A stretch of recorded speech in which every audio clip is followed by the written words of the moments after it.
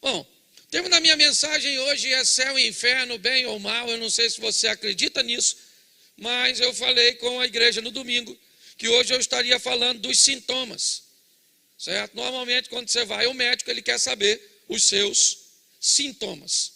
E baseado nos seus sintomas, ele começa a fazer uma leitura do que possivelmente você pode ter.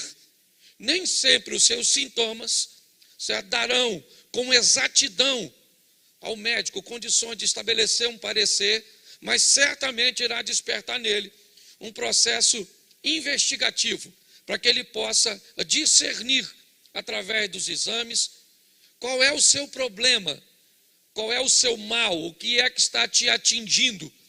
Baseado nisso, eu preparei uma mensagem para entendermos os sintomas, porque eu tenho descoberto que tem muita gente na igreja, mas eu estou com dificuldade de acreditar que a turma toda vai para o céu.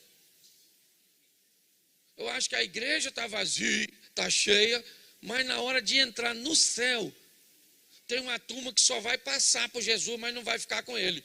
Lembra? Jesus vai estar lá, todo joelho confessará, todo joelho se dobrará, toda língua confessará, todo olho verá. Ou seja, todo mundo vai passar por lá, até quem for para o inferno.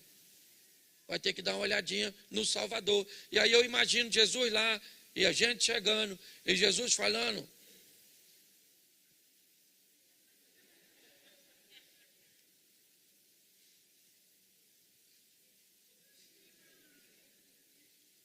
vinde bendito. Mas eu imagino alguns chegando e Jesus fazendo: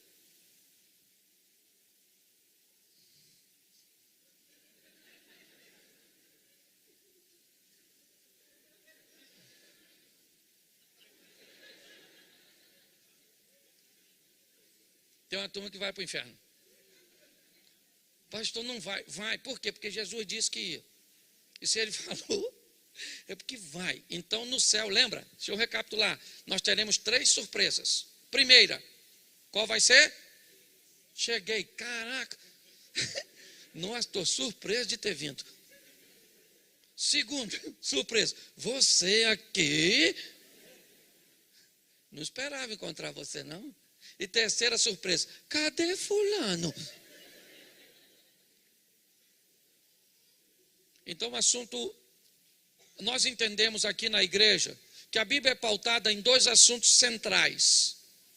O primeiro, salvação. Buscai primeiro o reino de Deus e a sua justiça, e todas as demais coisas vos serão acrescentadas. Gênesis 1:1. No princípio criou Deus os céus e a terra. Oração do Pai Nosso: seja feita a tua vontade, assim na terra como é feita no... Então o céu tem primazia. O céu vem primeiro. A salvação e a eternidade vêm em primeiro lugar. Já veio no Éden, nos demonstrando isso. No princípio, céus e terra. Os céus veio primeiro. No Novo Testamento vemos: se buscai primeiro o reino de Deus.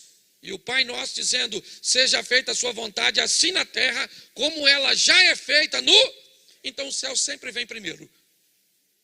Para nós aqui a salvação é a coisa mais importante, que isso fique bem claro. Estamos num culto de campanha, tem gente querendo libertação, tem gente querendo porta de emprego, tem gente querendo cura. Isso tudo é importantíssimo. Mas em primeiro lugar vem a nossa salvar, e que isso fique bem claro. A Bíblia diz que adianta ganhar o mundo inteiro e acabar se lascando no final, indo para o inferno. Ok? Mas em segundo, a Bíblia está preocupada com a nossa vida aqui na terra. Na preparação de Deus, antes do homem chegar no 6º dia, descrito no Gênesis, nós vemos toda a organização, toda a estrutura que é montado, e como ela é ordeira, como ela funciona de uma forma extraordinária. O que é isso? A preocupação de Deus com o bem-estar do homem aqui na terra. Aí Deus diz para Abraão: eu quero levar você para uma terra que mana leite e mel, uma terra boa. Eu vou preparar um local. Isso significa o quê? Que Deus está preocupadíssimo com a nossa vida aqui na terra. Então aqui como igreja nós nos preocupamos com essas duas. Por favor, não caminhe para a extremidade. O que nós queremos é equilíbrio. E o equilíbrio está numa igreja certo? Que busca a salvação em primeiro lugar, mas uma igreja que busca resultados em segundo lugar. Para nós, isso é muito importante. E baseado nisso, né, eu preciso falar com vocês sobre essa questão hoje. Apesar de já termos falado de campanha, orado pela campanha, vamos dar uma olhada nisso de céu e inferno, bem ou mal. Esse negócio existe mesmo? Como é que é isso? No ambiente pós-moderno, onde a relatividade tem tomado conta, né, dos palcos de debate, onde tudo hoje é relativo e nada mais é absoluto, onde os questionamentos estão em todos os lugares, o que a Bíblia diz? Como isso funciona? É verdade isso? Existe mesmo? E o mais interessante, quem é que vai para lá? Deus é tão bom? Então Deus jamais compartilharia com alguém no inferno? Como é que funciona isso? Por muitas vezes, né, nós temos esse questionamento muito próximo de nós. E se prestarmos um pouco atenção, no momento de meditação, até esse questionamento esteja dentro de nós, dependendo do grupo que nos relacionamos. Então vamos pegar isso biblicamente. Vamos ver o que a Bíblia diz sobre isso, para que possamos nos reposicionarmos. O primeiro texto que eu quero usar para vocês, põe para mim aí, Lucas, capítulo 16, verso 22, é uma história contada por Jesus para se fazer entender, mas alguns até defendem que essa é uma história real, porque em nenhuma outra história Jesus usou o nome próprio. E aconteceu que o mendigo morreu e foi levado pelos anjos para o seio de Abraão. E morreu também o rico e foi sepultado. No Hades, ergueu os olhos, estando em tormentos, e viu ao longe Abraão e Lázaro no seu seio. E clamando disse: Abraão, meu pai, tem misericórdia de mim, e manda a Lázaro que molhe na água a ponta de seu dedo, e me refresque a língua, porque estou atormentado nessa chama. Disse, porém, Abraão: filho, lembra-te de que recebeste os teus bens em tua vida, e Lázaro somente os males. E agora, este é consolado, e tu atormentado. E além disso, está posto um grande abismo entre nós e vós, de sorte que os que quisessem passar daqui para vós não poderiam, nem tampouco os de lá passar para cá. Feche os seus olhos. Senhor nosso Deus e Pai, em nome de Jesus, continua falando conosco e usa-me como um canal de bênção, em nome de Jesus. Amém. Glória a Deus. Amém? Preste atenção. Nós estamos diante de uma história idealizada por Jesus. Como eu disse, alguns acreditam que Lázaro, né, esse não é o mesmo Lázaro de Betânia, irmão de Maria e Marta. Mas em nenhuma outra parábola Jesus usou um nome próprio, somente nesta. E por isso, alguns acreditam que Lázaro, desta parábola, realmente existiu e era uma história real. Mas o mais importante nessa noite é entender o que Jesus está falando. Jesus está falando de dois homens. Esquece a classe social, econômica. Esquece que um era rico e o outro era pobre, porque não foi o dinheiro que os levou para esses lugares. Esquece a casa que eles moravam. Esqueça tudo isso. Entenda que eram dois seres humanos, dois homens. Quando Jesus quer passar uma mensagem mais universal, aqui ele diz: um homem perdeu uma ovelha, uma mulher perdeu a dracma. Mas aqui eu gosto dessa postura de Jesus, de dizer são dois homens, põe em pé de igualdade. A narrativa vem apenas dizendo que um era rico e o outro era pobre. Mas se você acha que isso tem problema, e quiser olhar para o Evangelho de Lucas, capítulo 19, você vai ver Jesus entrar na casa de um rico e dizer: hoje a salvação veio a esta casa. Então isso quebra, certo? A sua postura em achar que o rico foi para o inferno porque tinha dinheiro e o pobre foi para o céu porque era pobre. Porque deixa eu te explicar uma coisa: tem gente que vai vir aqui nessa terra, vai ganhar dinheiro pra caramba e depois vai se lascar, vai para o inferno. Tem ou não tem? Tem. Tem gente que veio aqui nessa terra que não ganhou dinheiro nenhum, que passou necessidade pra caramba e vai para o céu. Tem ou não tem? Mas tem gente que veio aqui nessa terra, certo? Passou necessidade pra caramba e depois ainda foi para o inferno. Tem ou não tem? Mas tem gente que vai vir aqui nessa terra, vai nadar de braçada, vai comer o melhor que Deus tem e depois ainda vai para o céu. Tem ou não tem? E quem é esse? Eu também. Não, você ficou, levantou a mão, demorou muito. Arrebatamento é no piscar de olho. Eu levantei a mão, você levantou, você ficou. Escute só. Nosso propósito aqui é fazer com que você entenda que não tem nada a ver com questão financeira. O que Jesus está dizendo é: os dois morreram. E depois da morte existem dois caminhos. E é isso, se atente para isso. O que Jesus está dizendo é que um morreu e depois da morte ele foi para o seio de Abraão. O texto diz que o outro morreu e que depois da morte ele foi para o Hades. Né? Não vou entrar no mérito da questão. Umas duas antessalas, uma do céu e outra do inferno. Que fica grosso modo desse jeito, vai ficar fácil. E Jesus está dizendo, olha que coisa interessante, que o cara que está no céu não tem nada dessa terra, não sabe mais de nada. Nada, nada, acabou. Louvado seja o Eterno. Novamente. Mas o cara que foi para o inferno reconheceu Lázaro. Essa passagem indica que quem for para o inferno vai lembrar das coisas daqui. Faz isso não. Estou brincando. Quem for para o inferno vai lembrar da memória daqui. Se tu for para o inferno, você vai lembrar desse culto. Bem que o pastor falou que ovinha.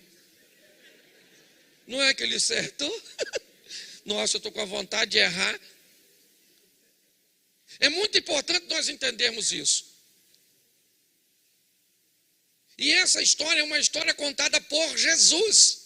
Se nós olharmos lá, Números 23, 19, coloca para a gente. Vou voltar no Velho Testamento, e aí vamos unir aí Jesus a Deus, e vamos ver aí.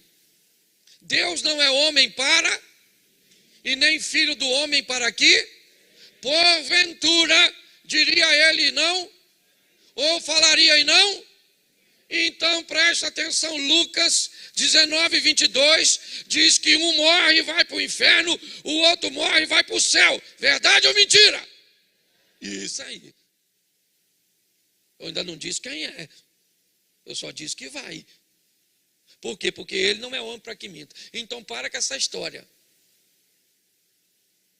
Nós temos que entender que Jesus disse que um dia os vivos vão morrer. E que depois da morte tem dois caminhos. Quem disse isso foi Jesus. Se você encontrar algum indivíduo, eu já vou falar disso mais à frente, que não gosta dessa sentença, que acha que não é justo, é a palavra desse indivíduo contra a de Jesus. Tu fica com a de quem? Então, cuidado. Pautado nisso, certo? Eu preciso esclarecer para vocês. Poxa, pastor, eu acho uma injustiça o homem ir para o inferno. E eu também acho. E Mateus 25, 41, me parece que também acha. Mateus 25. Então dirá também aos que estiverem à sua esquerda: apartai-vos de mim, malditos, para o fogo eterno. Preparado para quem? Preparado para quem? O inferno é para quem? Para o diabo e para seus mas eles querem companhia. O diabo não é para mim, o inferno não é para mim nem para você. Entendeu? Ainda que tenha vaga. Certo? Ah, pastor, eu nem trabalho para o diabo o tempo inteiro, mas eu faço uns freelance. Tem uma turma que não trabalha de carteira assinada, mas fez um MEI e está lá. Certo? Você está a cuidar, você está rindo de você mesmo. Então preste atenção. Jesus disse que quando se morre, ou vai para o céu ou para o... E a Bíblia diz que ele não mentiria e que ele não deixaria de fazer cumprir o que disse. Então aí firmamos a sentença. Mas eu também, como você, acho que não é um lugar para a gente. E a Bíblia também. Ela está dizendo que o inferno, certo? Ele foi preparado para o diabo e para seus anjos. Mas como eu disse, eles não querem ficar lá sozinhos. Então eles vão buscar, sabe a historinha? O diabo é como um leão que anda buscando a quem possa tragar. É assim que funciona. Certo? Então, o que é que pode nos levar para o inferno? O que pode nos levar para o inferno é o tal do pecado. O salário do pecado é a morte. Ok? Então, o que pode me levar para o inferno? Pecado, porque o salário do pecado é a morte. Agora, o que é pecado? Eu resolvi fazer bem simplesinho para ficar, está até meio chatinho, mas é para ninguém ir. O Satanás fica lá na porta. Cadê Osia? Osia foi para o céu.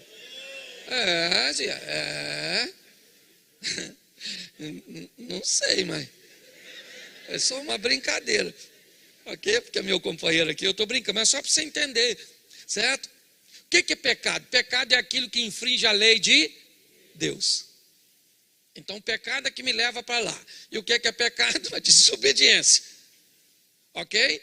E aí vem a pergunta: quem é que pecou? Vamos lá. Romanos 3, 23. Só para você nunca mais falar dos outros. Por quê? Por quê? Fala para quem está do seu lado. Todos incluem você. Para de acusar os outros. Porque todo mundo... Nós só cometemos pecado diferente. Então, malandramente, a gente acusa os outros daquilo que nós não faz. Ah, você adulterou? Eu não adultero. Eu só minto. Eu imagino que essa discussão vai ser boa no inferno. Por que você veio para cá? Adultério. Nossa, eu não adulterei. Mas então por que você está aqui? Orgulho de não ter adulterado. Porque tem gente que se orgulha do motivo pelo... Só pode. Só vai por um delito que na cabeça dele é menor que o dos outros. Que adianta, meu filho? O motivo que você entrar lá no inferno, qualquer motivo, é motivo. Ou será que vai ter níveis de tortura? Pensa, é umas cabeças muito doidas. Aí um acusa o outro.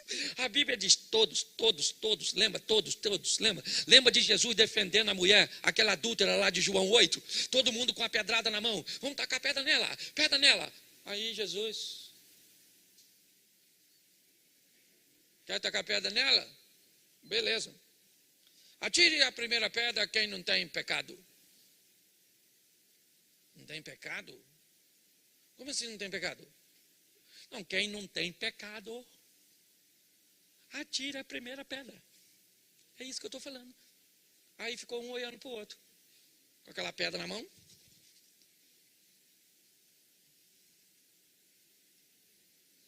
Taca aí, pô.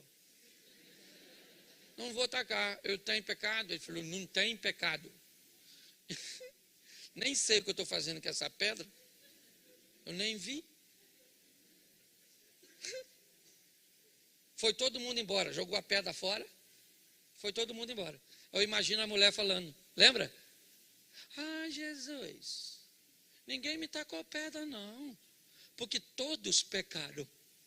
Romanos. Jesus deve ter dito. Todos quem? O que ele está dizendo é: o único aqui, dona, que pode tacar pedra na senhora sou eu. E eu ainda vou dar mais uma oportunidade. Vai, pare de ser vergonhice. Arruma um homem para a senhora. Deixa desse fogo. Se furor uterino, não é verdade. Vai dar uma direção na vida da senhora. É isso que Jesus estava falando. Certo? Então presta atenção. Todos pecaram e destituídos estão da glória de Deus. Então, se todos pecaram, como é que nós vamos fazer? Primeiro nós precisamos entender como nos livrar do pecado que já cometemos, porque esse nós já fizemos. Como é que eu faço para me livrar dele? Gente, eu vou falar para vocês. Me veio uma coisa na cabeça muito. Eu fui fazer um exame. Eu fiz uma endoscopia com a colonoscopia simultaneamente. Entendeu? Se não entendeu, não vou explicar, porque já foi humilhante. Mas sabe uma coisa que eu saí de lá pensando? Eu fui fazer o exame pelado.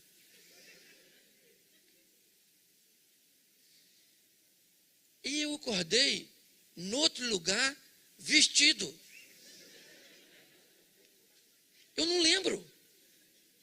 Se eu tivesse morrido naquele exame, não ia valer. Ia valer a vida que eu estava levando. Eu não ia ter oportunidade de me arrepender, porque não deu. Não dava tempo. E eu saí passando mal, olhando para minhas calças. Falei, gente, viram tudo de mim. Mas preste atenção. Nós não podemos pegar a nossa vida, o nosso futuro, a eternidade, e levar ela para um momento. Não. Nós temos que levar a eternidade a sério para um estilo de vida. Porque eu posso morrer subitamente, mas meu nome está escrito no livro da vida. Eu não posso ficar contando, por quê? Porque eu vou te explicar um negócio que muitos engraçadinhos podem querer tirar proveito. Como se livrar do pecado praticado? Arrependimento. Certo? Aquele que se arrepende, que confessa, alcança misericórdia. Sim ou não? Sim. Então, pecado confessado no mundo espiritual é pecado, perdoa. Isso. Aí tem gente que pensa, peco, peço perdão. E outra coisa, engraçadinho, tu peca por varejo e pede perdão no atacado. Pecado tem nome. É muito legal, peca assim, mente aqui, faz lá, aí vai orar, Senhor, me perdoa, pecados, pensamentos e obra. Depois você nem sabe se foi perdoado ou não, você não falou? Senhor, isso aqui eu vacilei, olhei para aquela dona atravessando a rua. Sangue de Jesus tem poder, que dona é aquela? Se eu pensar agora, peco de novo, não é verdade? Você está rindo, mas é sério. Nós precisamos levar a vida espiritual a sério. Porque está assim, eu já vou mostrar a vocês algumas coisas. Então, se você quer se livrar do pecado, se arrependa. Estou arrependido. E como é que eu me arrependo? Eu preciso do Espírito Santo, porque é ele que convence o homem do pecado, da justiça e do juízo. Então, provavelmente, sozinho, você pode ter um pouco de remorso, uma sensação ruim, momentânea. Aí eu fiz, meu Deus. Nossa. Aí eu fiz, meu Deus. Que coisa. Aí eu fiz, meu Deus. Que coisa. Aí eu fiz, morreu. Que coisa. Você está rindo, mas é sério. Arrependimento, querido, é o que traz perdão para pecado. E lembre-se de que, para se arrepender, nós vamos estar diante de um Deus que é onisciente. Às vezes nós achamos que quem está de olho fechado é mais espiritual do que aquele que está aberto. Às vezes você acha que quem está chorando é mais espiritual do que quem não está. Não tem isso não, porque Deus não olha a aparência. Ele disse isso para Samuel na casa do Jessé. Samuel chegou lá com um vasinho de azeite para ungir o novo rei. Chega lá, Jessé coloca aquele homem zarrão na frente, o Abinadab. Samuel olhou e falou, caraca, é esse? Deus falou, Samuca, recolha-se a sua insignificância. Não é esse, é o pequenininho que vai chegar aí atrasado, o Davizinho. Deus não olha para a aparência, Deus olha para o coração. Então pecado tem que ser perdoado. Agora, como eu faço para me livrar? Deixa eu só te explicar um negócio aqui que vale a pena. Outra coisa, pecado é diferente das consequências do pecado. Deus perdoa pecado. Diga assim, Deus perdoa pecado e eu fico com as consequências. Entendeu? Davi faz toda aquela trama para matar Urias, sim ou não? Davi está inserido na lei olho por olho. Se Davi estava daquele jeito, né, na morte de Urias, o que tem que acontecer com ele na lei do olho por olho, dente por dente? Ele tem que morrer. Na lei que Davi está inserido, ele tem que morrer. Porém, Deus leva Natã até ele e diz, Deus perdoou o seu, você não vai morrer. Mas seu filho morre, a espada jamais se aparta da sua casa, vão se deitar com as suas mulheres, para todo mundo ver. O que é isso? É consequência. Cuidado com o que você faz. Cuidado, porque uma coisa pequenininha, pecado, também é semente. Ok? Pecado também prospera. Uma coisa desse tamanzinho que você acha que é insignificante, semeada aqui, vira uma colheita maldita. Aqui. Eu estava num atendimento agorinha mesmo, de uma situação dessa que eu estou te descrevendo. Pensa numa coisa catastrófica. Por uma semente, a princípio, insignificante. Temos que prestar muito atenção nisso. Mas vamos lá. Como me livrar? Eu já falei com vocês de como se livrar dos pecados que já cometemos. Isso é arrependimento. Mas como é que eu vou lidar ou me livrar dos pecados futuros? Aqueles que estão me aguardando assim que esse culto acabar. Aqueles que estão me aguardando na minha rede social. Como? Aquela amante que me espera ou espera um contato depois do culto. Aquela imagem pornográfica que eu planejo, ou mesmo sem planejar, eu vou ter contato com ela. Como é que eu faço com os pecados que ainda não cometi, mas sei que eles vão estar aí fora? Como é que eu vou lidar com isso? Desses eu não posso me arrepender, eu ainda não cometi. Então como é que eu lido com essa situação?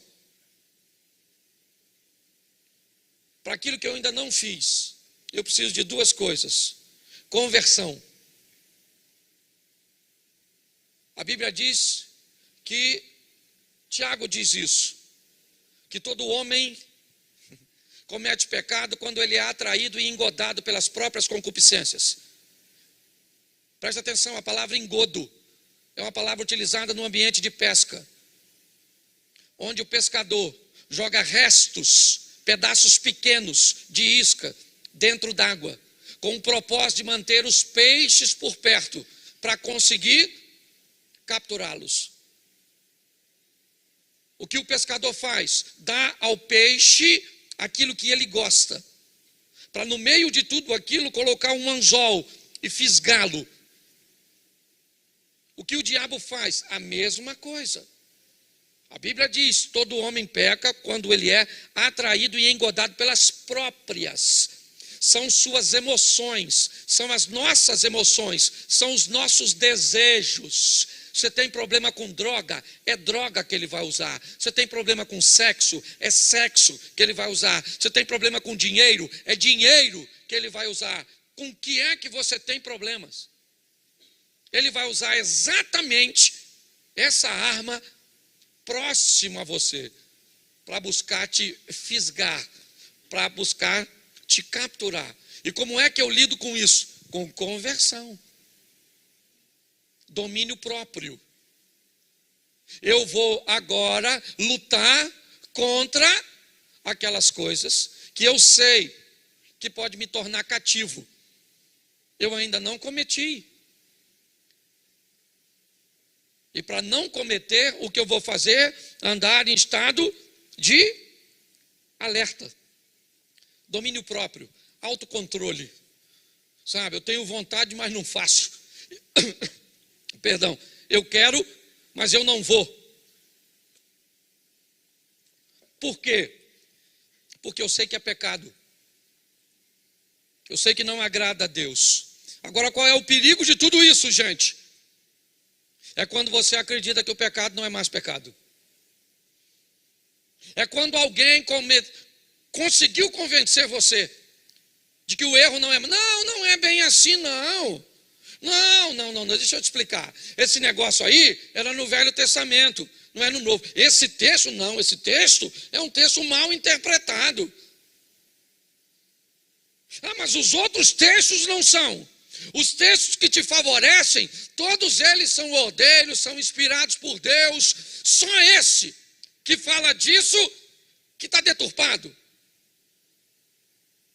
Porque todas as vezes que um texto ele confronta um pecador, o pecador tem duas possibilidades. Ou ele se arrepende e muda de vida, ou ele busca um jeito de dizer que aquilo não é naquele jeito. Não é bem assim, não. Esses dias eu vi um pregador renomado no Brasil, renomadíssimo no Brasil, que ele disse que um homem casado pode ter relações com outras mulheres além da esposa, desde que ela não seja casada.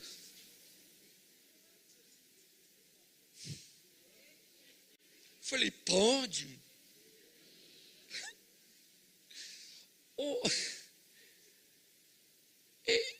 Gente,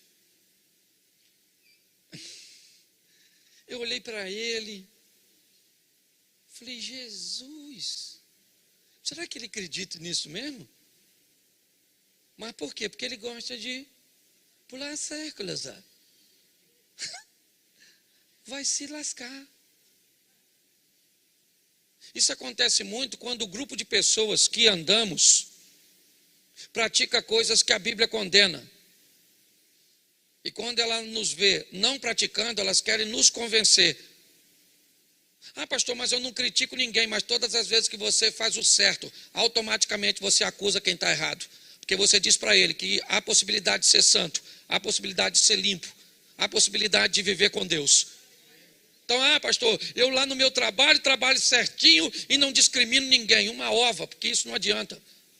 Ele já vai se sentir ofendido com a sua fidelidade, com o seu comprometimento, com a sua seriedade. É assim que acontece. Na igreja, às vezes, acontece isso. Uns irmãozinhos com vida torta, querendo chegar perto da gente e jogar uma conversa fiada. Por isso, selecione. É muito importante nós entendermos isso. E para fazermos isso com maestria, vai aqui. O que a Bíblia diz? Se você quer viver uma vida com Deus de santidade, você aprenda a examinar a quem? A si mesmo. Examine-se o homem a si mesmo e vede se não está reprovado. O que a Bíblia está dizendo é que eu não tenho que ficar examinando a vida das pessoas que estão ao meu redor. Aliás, eu já cansei de falar isso aqui e vou falar para você que nos visita. Profeta Isaías tem um encontro com Deus, capítulo 6. No ano em que morreu o rei Uzias, ele vê o Senhor. E aí Isaías diz assim, quando vê o Senhor, ai de mim, que sou um homem de lábios impuros. Isaías está dizendo, quando eu me encontrei com Deus, a única pessoa que eu consegui ver fui eu mesmo. Isso significa que quando as pessoas só conseguem enxergar a vida dos outros, ela ainda não encontrou com Deus. Porque no encontro com Deus, você só consegue olhar para você mesmo. E Paulo diz, quando eu olho para mim, eu descubro que eu sou o maior dos pecadores. Examine a você mesmo. Dá uma olhada na sua vida. Que tipo de relacionamento você tem? Nós vemos muitas pessoas com dificuldade, primeiro porque vivem com experiência dos outros. Os milagres são sempre alheios. As histórias nunca são na primeira pessoa. Ou nunca é na primeira pessoa. Sabe? São sempre eles. Sabe? São sempre vós. São aquelas pessoas, são eles. É o filho dele, a esposa dele, a empresa dele, a igreja dele, o ministério dele, o casamento dele, mas nunca é no meu. Sabe qual é o problema disso? É o que disse Jó. Nós olhamos na história de Jó e há duas fases bem distintas na história deste homem. Um dia ele diz assim: antes eu só te conhecia de ouvir isso. Eu só sabia quem o Senhor era na vida dos outros. Mas agora eu tenho as minhas próprias experiências. O que a Bíblia está dizendo é: pare de viver do milagre dos outros. É o outro que está vivendo, o outro que está ganhando, é o outro. Pare e comece a viver as suas próprias histórias com Deus. É isso. É o que Deus quer. Um relacionamento de intimidade. É assim que funciona. Mas, eu já estou terminando. Nós vamos dar uma olhadinha, como eu disse, alguns sintomas. E eu acho que esse vai ser bem legal a gente falar. Sintomas de quem vai para o céu. Eu botei alguns aqui. Boa aparência. Boa aparência. Sintoma, não falei que vai. Quem não tem boa aparência já está botando quem tem no inferno. Isso não vale nada. Conheço um montão de hipócrita. Calma, deixa eu terminar de molhar o bico. Mas boa aparência. Certo? Se alguém que se veste com decência. Sim ou não? Sim ou não? Sim, querido. Ordem. Isso é legal. São sintomas, não falei que vai. Calma aí, poxa. Conheço as pessoas aí que põem... Eu estava num programa de TV e aí o apresentador fez uma brincadeira com o assistente de palco. Chamou ela na minha frente. A mulher estava com um saia assim. Não sei o que era aquilo. O que alguém foi fazer, acabou o pano. A dona estava quase pelada. E aí ela assistente de palco, estava lá, ele chama a mulher na minha frente, rede nacional, e pergunta se ela chegasse aqui na igreja, o que é que eu faria? Aí eu falei, receberia com todas as honras. Claro, ia ser muito bem recebida, ia cultuar conosco, mas se quisesse caminhar conosco, ia receber algumas instruções. Foi isso que o irmãozinho falou. Acabou a minha apresentação, estou eu indo para o camarim, vem ela correndo no corredor. Chorando. Vocês são preconceituosos. Falei, eu? Eu não brinquei com a senhora não, moça. Foi o seu patrão. Eu falei nada não. Porque eu garanto, senhor, que lá na igreja do senhor tem uma mulher que usa roupa lá embaixo, assim, com a vida tudo torta. Eu falei, pior que tem. Deve ter mesmo. Mas vou falar uma coisa, pessoal, eu estou indo para o camarim e sobre esse assunto, você discute com ela quando você chegar no inferno. Que eu vou... Virei as costas e fui embora. Então, por isso que eu estou falando. Não estou falando que isso é um fator. Estou dizendo sintoma, boa aparência. As donas andam, vêm até para a igreja, parece que o mamá está com calor, quer pular, a saia lá no pé, o lascado lá em cima. Uma dona que veio esse dia aqui, meu filho, sentou, você via até a cicatriz da cesárea da dona.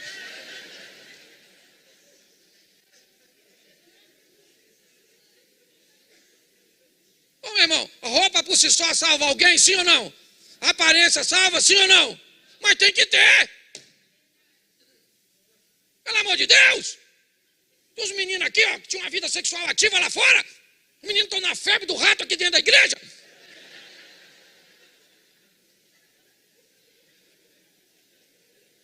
Pelo amor de Deus, rapaz. E tem uns caras também. Umas roupas apertadinhas, parece que é negócio de avaco.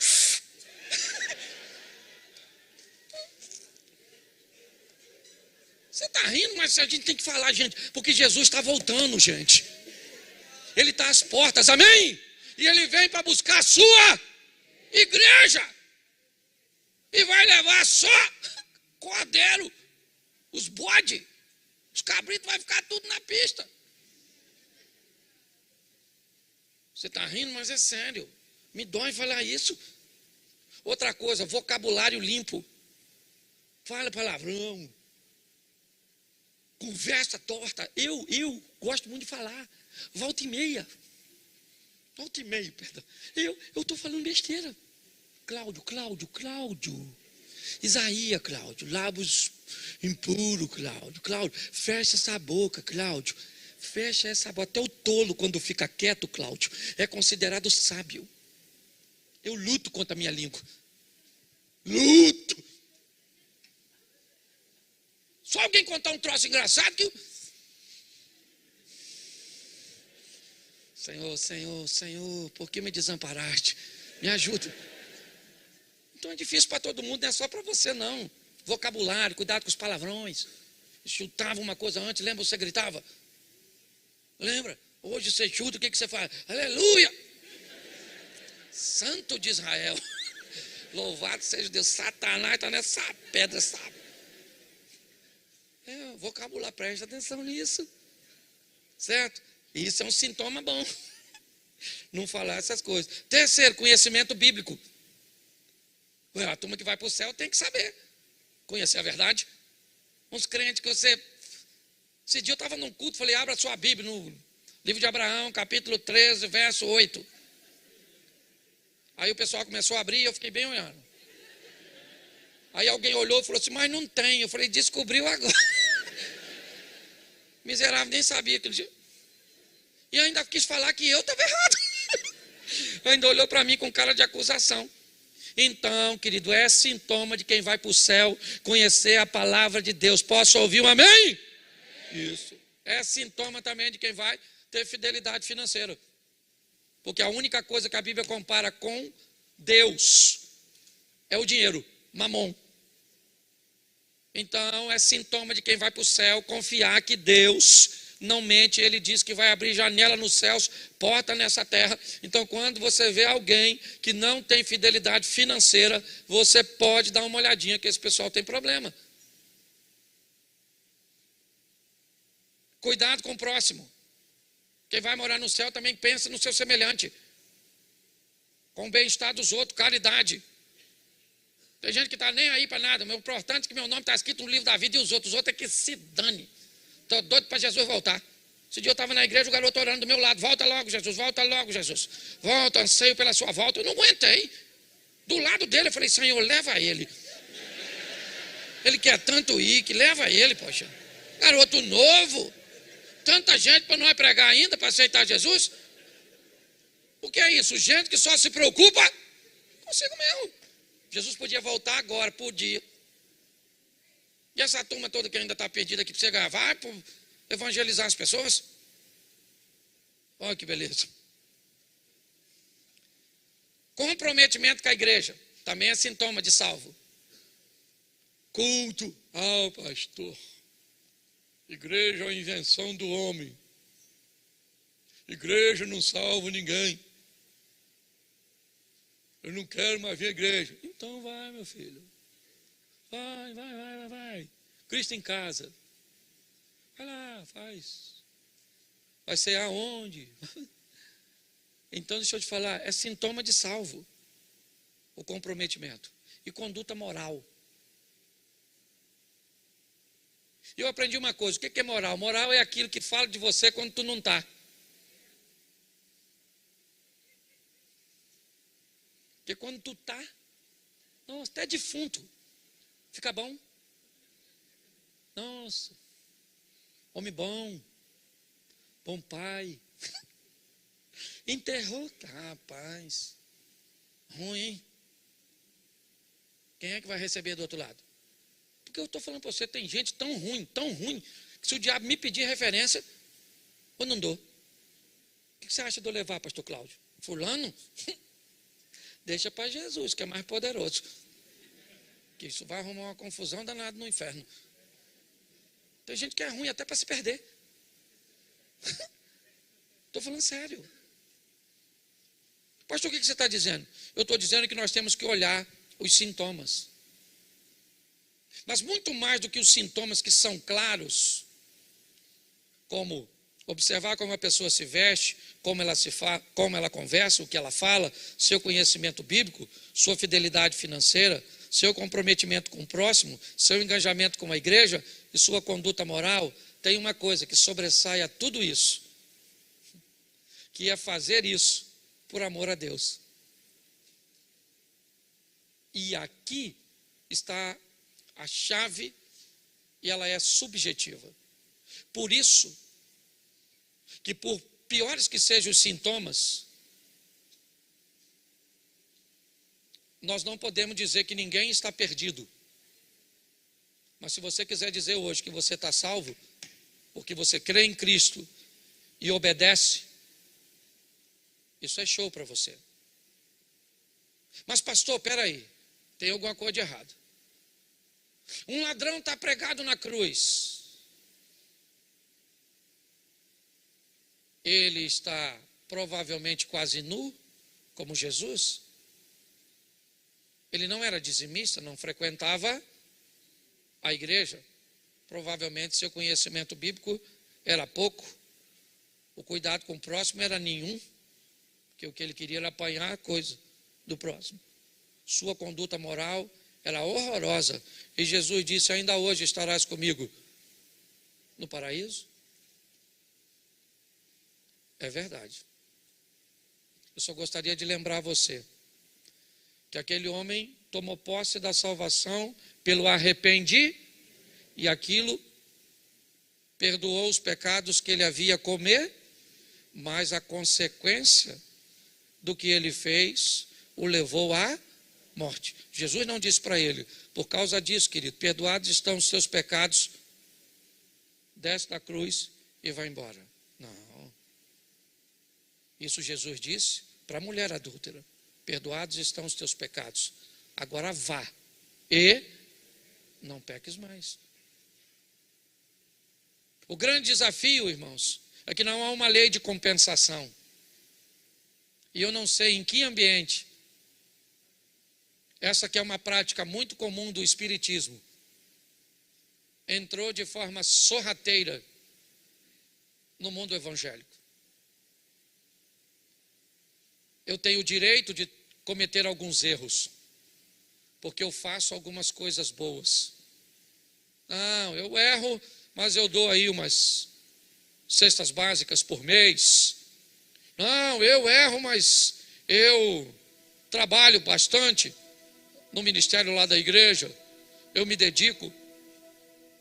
Bom, eu acho que você está equivocado sobre o sistema de salvação. Ele não tem a ver com obras somente. Ele tem a ver com fé. Ainda que a Bíblia diz que a fé sem obras, ela é morta.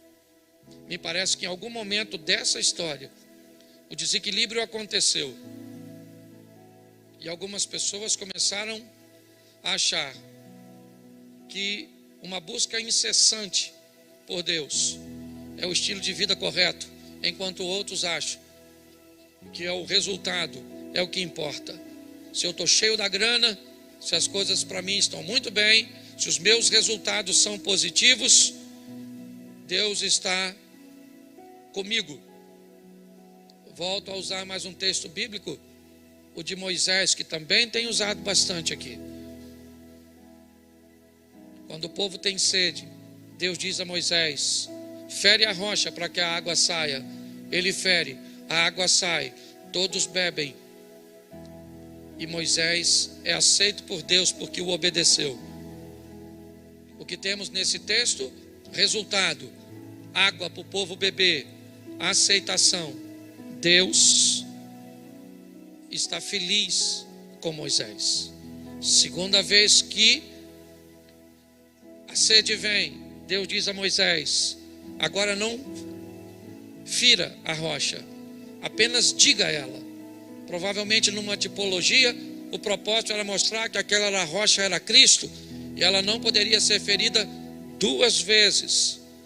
Mas, deixando isso de lado, provavelmente porque Deus mudou a configuração, e quando Deus muda a configuração, os crentes costumam se atrapalhar, porque querem colocá-lo numa caixa. Deus disse para Moisés: agora vai lá e fala para a rocha. Mas Moisés deve ter pensado, aprisionado pelo resultado anterior: se da vez anterior eu toquei, então eu toco de novo, e o resultado vai ser positivo. Então ele vai para a rocha, e ao invés de falar, ele toca na rocha pela segunda vez. O mais engraçado desse texto, depois você lê, é que da segunda vez o texto diz que saiu muita água. O resultado agora foi muito melhor do que o anterior. O povo bebeu água, e todos olhavam para Moisés com uma satisfação muito grande por causa do resultado. E Deus tira Moisés do grupo, leva para o privado e diz: Moisés,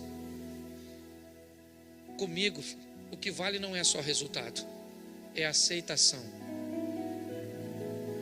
Você teve bons resultados para com eles, mas mal para comigo. Lembra do apóstolo Pedro? A mim mais importa agradar a Deus do que aos homens. Eu falo isso nas minhas pregações e fecho aqui. A parte mais fácil do meu ministério é pregar. A parte mais difícil é viver. Pregar é tão fácil. Eu já faço isso há tanto tempo. Deus me deu uma habilidade que às vezes basta abrir o texto e a mensagem salta aos meus olhos. Mas transformar isso aqui para ser um bom marido, para ser um bom pai, para ser um bom patrão, para ser um bom amigo, para ser um bom pastor, é o maior desafio da nossa vida.